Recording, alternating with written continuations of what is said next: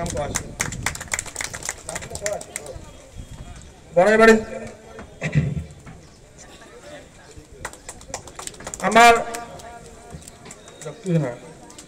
আমার সিলেবা GP Mondal president সবরুদ্দিন আমার দক্ষিণ গ্রামের সবরুদ্দিন শেখ আমার বরাইবাড়ি মন্ডল প্রেসিডেন্ট আব্দুল সামাদ আর শেখত আমার উত্তর গ্রামের মন্ডল প্রেসিডেন্ট হায়দার আলী আদর্শ নীতিৰ বহিভূত হৈ মই 4 নম্বৰ লৰা মই মুখ্যমন্ত্ৰীৰ পৰা পদত্যাগ কৰিছো হেতুৱে বৰমতা ও তুমি 8 নম্বৰ হলেও হ'ব পাৰিবা মোৰ মানুহে দুটা ল'ৰা ছোৱালী হলে ল'ব নোৱাৰিব ঠিক আছে তথাপি মই অলপ যুক্তি সহকাৰে কৈছো ফৰ্ম ললে এগৰাকী মানুহ অসমৰ এগৰাকী মানুহ কওকচোন লাখ টকা পাইছে নেকি লাখ কোটি জুকাইছে আপোনালোকে মহিলাসকলক এগৰাকী মহিলাই পাইছে নেকি নাই পোৱা এটা কিহৰ কাৰণে ঠগালে এই যে আপোনালোকক কৈছিল কিহৰ কাৰণে ঠগালে লাখ কোটি দিম বুলি ঠগোৱা নাই জানো সেই কাৰণে মই কৈছো যে অসমত হিমন্ত বিশ্ব শৰ্মাৰ গ্যাৰান্টিৰে যিমান বিলাক মানুহক লাখ মহিলাক লাখ টকা দিছা সকলো বিজেপি আৰু ইউডিএফক ভোট দি দিয়ক কথাখিনি বুজিছে যিমানে লাখ টকা পাইছে সকলো মহিলা আপোনালোকে হিমন্ত বিশ্ব শৰ্মাৰ বিজেপি বদৰুদ্দিন ৰাজবলৰ ইউডিএফক ভোট দি দিয়ক আৰু যিসকলে নাই পোৱা কংগ্ৰেছক দি দিয়ক বাকচটোত হিচাপ নিকাচ ওলাই যাব শূন্য পাবনে নাপায় তেওঁলোকে এইটো এটা হিমন্ত বিশ্ব ভাঙিম আমি ইউডিএফৰ চৰ্দাৰ বদৰুদ্দিন ৰাজবল ডাঙৰীয়া এই ধুবুৰীৰ পৰা সংসদ হৈছে আপোনালোকে ধুবুৰীৰ পৰা সংসদ হিচাপে বদৰুদ্দিন ৰাজবল ডাঙৰীয়াক উতৰোৱাৰ লগে লগে ইউডিএফক সম্পূৰ্ণৰূপে ৰাজনৈতিকভাৱে ৰাইজে নাকচ কৰিব নাইকিয়া হৈ যাব আৰু যেতিয়া ইউডিএফ নাইকিয়া হ'ব হিমন্ত বিশ্ব শৰ্মাক দিছপুৰৰ পৰা উতৰাৰ দায়িত্ব আমাক দিয়ক আমি অতৰাম আপোনালোকক অন্য কথা আপোনালোকক আৰু কি লাগে আৰু নিৰ্বাচন আঙুলিটোত আপোনালোকৰ সিদ্ধান্ত এই কথাখিনিৰ কাৰণে ৰোজা ধৰি এই কষ্ট কৰি আপোনালোকে ইয়ালৈ অহা নাই জানো সিদ্ধান্ত লৈ থোৱা নাই জানো মানকাছাৰ গৈছো মানকাছাৰ বহুত দূৰ ইয়াৰ পৰা পানীৰে যাব লাগে হাজাৰ মানুহ দেখিছে আপোনালোকে টিভিত মহিলাসকল সকলো ওলাই আহিছে বোলে এইবাৰ বদৰুদ্দিন ৰাজবল ডাঙৰীয়াৰ নিষ্ঠাৰ নাই আপুনি সাংসদ হ'ব আমাক শান্তি দিব সেইটোৱে আপোনাক ক'ব আহিব সাংবাদিক বন্ধুসকল অকমান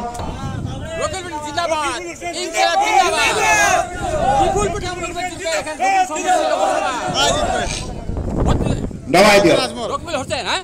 মই অলপ ৰিজনেবল মানুহ এতিয়া বদৰুদ্দিন ৰাজবলক কোনে ভোট দিব হাত বন্ধুসকল তেওঁলোকৰ বাকচ খালী চাওক এটা ভোটো নাপায় কিহৰ কাৰণে নাপায় চৌদিশে কংগ্ৰেছ সকলোৱে বদৰুদ্দিন ৰাজবল ডাঙৰীয়াক বিদায় দিবৰ কাৰণে সাজু আজি শুভে কদৰৰ দিন গোটেই ৰাতি মানুহে এবাদত বন্দগী কৰিছে তাৰ পিছতো আজি আমাৰ সভাত আজি ইমান ৰ'দত মহিলা পুৰুষ বয়সস্থ লোকসকল আহিছে এইটো হ'ল মানুহৰ মৰম এইটো হ'ল আগজাননী বদৰুদ্দিন ৰাজবল ডাঙৰীয়াক তেওঁলোকে প্ৰত্যাখ্যান কৰিব কংগ্ৰেছ পাৰ্টি হিচাপে মোক তেওঁলোকে সংসদ হিচাপে নিৰ্বাচিত কৰিব আলমগঞ্জৰ এই ব্যৱসায় প্ৰতিষ্ঠানসমূহৰ লগতে সকলো ৰাইজক মই ধন্যবাদ কৃতজ্ঞতা জ্ঞাপন কৰিছোঁ হিমন্ত বিশ্ব শৰ্মাই দুদিন আগলৈ যে কৈছিল ধুবুৰী আমি হাৰিম কিন্তু এতিয়া কৈ আছে আমি চতুৰ্থখনে তেওঁ কয় কি নকয় কি মই এইবিলাক কথাৰ কি উত্তৰ দি থাকিম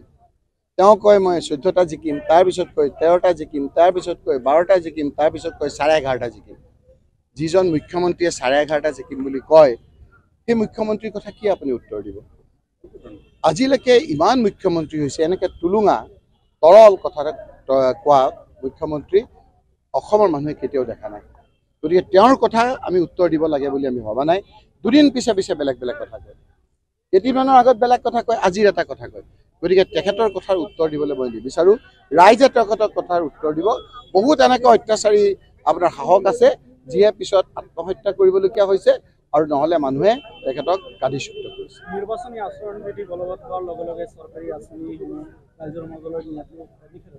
কিন্তু মুখ্যমন্ত্ৰীয়ে সদায় চৰকাৰী আঁচনিলৈ ইলেকশ্যন কমিশ্যন অফ ইণ্ডিয়াই যেতিয়া ইলেকশ্যন ডিক্লেয়াৰ কৰিছিল দীঘলীয়া মানুহক নীতি শিক্ষা দিলে এনেকুৱা নীতি শিক্ষা কোনো ইলেকশ্যন কমিশ্যন অফ ইণ্ডিয়াই দিয়া নাই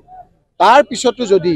এনেদৰে নীতি বহিৰ্ভূতভাৱে কাম কৰি থাকে তাৰ পিছত যদি আমাৰ ইলেকশ্যন কমিশ্যন অফ ইণ্ডিয়া নিশ্চুপ হৈ থাকে নিশ্চয়কৈ এই কথাবিলাক ৰাইজে চাই আছে ৰাইজে ঝুমলা আপোনাৰ দেখিছে লাখপতি দিম বুলি কৈ মহিলাসকলক এগৰাকী মহিলাকো লাখপতি নিদিলে মানুহক গেছৰ দাম 400 টকা কৰিম বুলি কৈ 1200 টকা কৰিলে লাইটৰ বিলৰ জাল্লাত বৰ্ধিত আপোনাৰ বিল দিব নোৱাৰি মানুহে জ্বলাকলা খাইছে বিভিন্ন বয় বস্তুৰ দাম হৈছে তেওঁ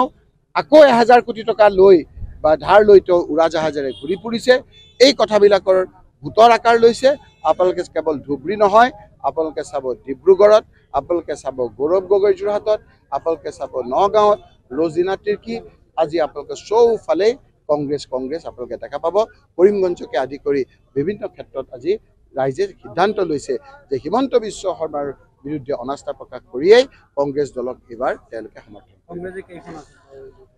আল্লাহ নাৰাজ হ'ব কেইখন আসন পাব কি হ'ব সেইবিলাক হিমন্ত বিশ্ব শৰ্মাৰ নিচিনা মই নকওঁ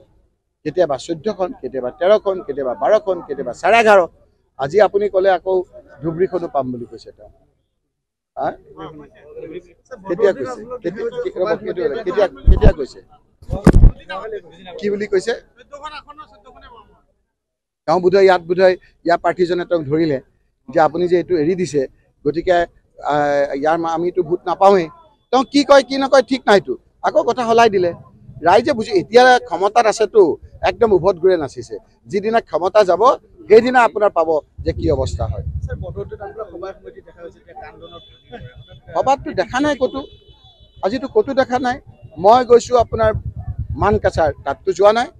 মই গৈছোঁ বৰপেটাত তাততো যোৱা নাই মই গৈছোঁ গোৱালপাৰা ডিষ্ট্ৰিক্টত তাততো নাই মইতো গৈছোঁ বঙাইগাঁৱত তাততো নাই ধুবুৰীত আপোনাৰ ইফতাৰ পাৰ্টি এটাৰ বাহিৰে ইফতাৰৰ মেহফিল এখনৰ বাহিৰে আৰুতো অহা নাই আজিতো ফিল্ডত নাই কিয় নাই তেওঁলোকে আহিলে মানুহ নাহে সেইকাৰণে তেওঁলোকে মানুহৰ মাজত নাই আমি মানুহৰ মাজত আছোঁ এই যদি NRC সময়ত যদি তেওঁ মানুহৰ কাৰণে কান্দিলেহেঁতেন সুপ্ৰিম কোৰ্টলৈ গৈ তেওঁ যদি মানুহৰ বিপদৰ সময়ত কান্দিলেহেঁতেন হিমন্ত বিশ্ব শৰ্মাৰ যদি লগত নাথাকিলেহেঁতেন হিমন্ত বিশ্ব শৰ্মাৰ কথা বতে যদি উৎপন্ন নকৰিলেহেঁতেন আজি এনেকে ফেকুৰি থাকিব নালাগিলে তেওঁ কৈছে লগতে কৈছে ৰকিবুল হুছেইনে খালি ফিল্ডত এইবিলাক খালি মানুহবিলাকক তেওঁ খালি দেখে মই কি কৰিম হাজাৰ হাজাৰ মানুহ তেওঁ সত্যটোক অসত্য বুলি ক'ব বিচাৰে হাজাৰ হাজাৰ মানুহ আপোনালোকৰ হৈছে দাদা আপোনালোকে কওক আজি মানুহ খালি নেকি এই মানুহখিনিক তেওঁ অপমান কৰিছে যিসকল আমাৰ মানুহ আহিছে সেইখিনি মানুহক অপমান কৰিছে আপুনিও ভুগিছে নেকি গেছৰ সমস্যাত গেছ আৰু লিভাৰ ৰিলেটেড সকলো সমস্যাৰ একমাত্ৰ সমাধান গেষ্ট্ৰচিটি বডজম এচিডিটি ফেটি লিভাৰ পাইলছকে আদি কৰি ভিন্ন গেছৰ সমস্যাৰ সমাধানৰ বাবে কেৱল আপোনাৰ কাষত গেষ্ট্ৰচিটি